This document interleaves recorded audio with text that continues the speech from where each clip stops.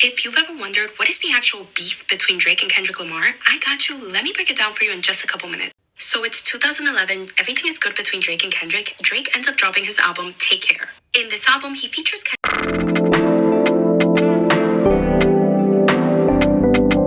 Lamar in one of the interludes called Buried Alive. At the time, Kendrick was obviously not as well known as Drake, but Drake was on his second album.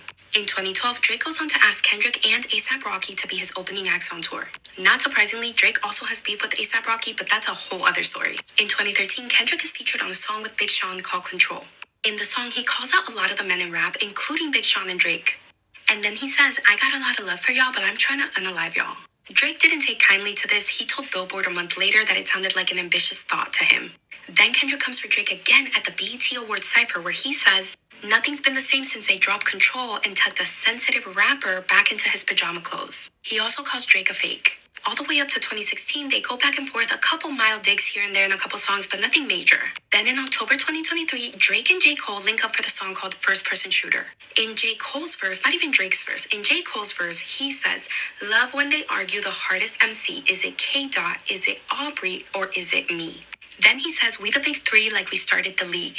And if you're wondering who K. Dot is, that was Kendrick Lamar's original stage name. So in March 2024, Kendrick is then featured on a song called Like That with Future and Metro Boomin. In the song, he says, motherfucking big three, it's just big me. Basically saying, there's no big three, it's just me. Then in April 2024 is when the diss tracks officially start. Drake releases a song called Push-Ups, where he's basically clowning Kendrick for being short and being small. He clowns Kendrick for being 5'5". He also asks Kendrick how he's big stepping with size 7 shoes. The song is called Push-Ups because Drake is referring to Top Dog Entertainment, Kendrick's previous label, telling Kendrick to drop and give them 50 like some push-ups. But in reality, what he's talking about is that Kendrick's previous deal with the record label was a 50-50 split. 50% of all the money Kendrick made would go to the label and not him. Drake comes for Kendrick again on a song called Tailor Made Freestyle. In the song, he basically says that Kendrick Lamar is waiting for Taylor Swift to drop her album first before he releases his diss track against Drake. And the reason being is because if you didn't know, Kendrick's very first #1 song was featuring on Taylor Swift's Bad Blood, so it shot him into superstardom. Drake is basically suggesting that Taylor's like his new top dog and he has to play by her rules. Kendrick then comes for Drake on the song called Euphoria. In the song, he calls Drake out for being fake. He says that no one in the rap game respects him. He asks Drake how many more black features he needs until he feels black enough. And he calls Drake out for allegedly having plastic surgery. Kendrick also calls out Drake and Drake's record label, saying that they tried to get the song Like That with Future and Metro Boomin that Kendrick made off the radios using cease and desist letters. In May 2024, Kendrick drops the song 616 in LA. In the song, he asks Drake if he's ever considered that someone inside of Drake's record label OVO is working for Kendrick. He calls Drake a fake bully and among other things says that Drake has been paying for information on Kendrick. The very same day, Drake drops a song called Family Matters. In the song, he calls Kendrick a fake activist. He also asks why Kendrick would question his blackness when Kendrick married a mixed queen. And he also calls Kendrick out for allegedly hitting his partner, saying when you hit a girl, is it self-defense because she's taller than you? He even alleges in the song that one time Kendrick hit her so bad after he found out about her infidelity that he had to hire a crisis management team. Minutes later, Kendrick drops the song Meet the Grams. In the song, he does 4 different verses, one addressed to Drake, one addressed to Drake's mom, one addressed to Drake's son Adonis, and one addressed to this mysterious baby girl that Drake is hiding.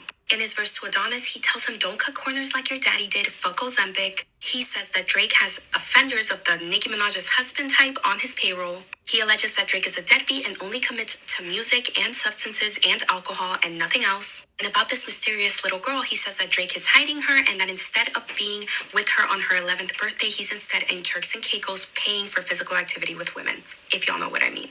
And then ultimately, before Drake can even respond, Kendrick drops the song Not Like Us, which ultimately gets him to the Super Bowl. The song was so scandalous and so outrageous and so successful that I feel like it doesn't even matter what Drake would have come back with, nothing would have topped Kendrick's Not Like Us. And that, my friends, is the entire history of... Honestly, some people don't like this beef in general, especially on Kendrick's side. Well, let's start off with a conversation with his partner, Whitney. Listen, I feel like this is just being hypocritical, really, because when I look at Winnie, same way I look at Cardi B, Lotto, and all these other light-skinned women who are just too light, for my opinion, that they are considered black. Really, like it's not just like Beyonce is not even black. Please, Rihanna is not even black. On top of that, she's said that she's Creole, but I think all of them have them having close association to black people. That's exactly what Winnie is, having close approximately to black people. That makes her literally what it is. So I struggle to criticize that part a lot because you people tend to choose and nitpick about who they consider black and who they don't. Beyonce, number one, she's not black. She has said that she isn't. She said she's Creole, and that when you Google it, it makes mixed women. She has ancestry of black people, but she's not black. You understand? I feel like we tend to not, even when we look at her family, her mother, no, Kelly Rowland is black. But we don't talk about that. We don't like talking about that. Right? Beyonce acting more blackly black doesn't make her black, just makes her a mixed woman with the close ancestry to blackness. Okay. That's it. Okay. Like she has, like her children also has mixed ancestry. Okay. Another thing, another topic that people were also criticizing her for not marrying her wife and all of that. Like, listen, the marriage part, I don't really want to get involved. That is none of my business. I know I might be biased on this. Like, really, I might be biased because I love Kendrick a lot. Like, I'm always going to be self-aware with men who hold themselves accountable. Literally, I'm literally just going to always hold men accountable, but who are self-aware. But if they're not self-aware, I'm going to struggle with holding them accountable.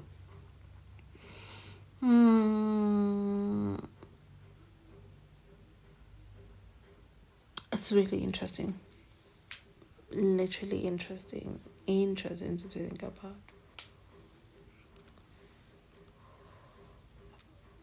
Um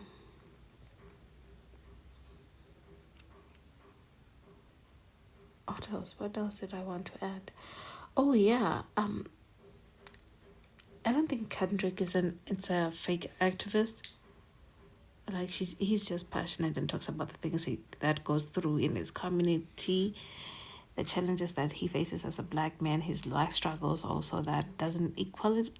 Like people tend to expect too much from people. Like like people are human beings. Like people tend to have human experiences. Like interesting.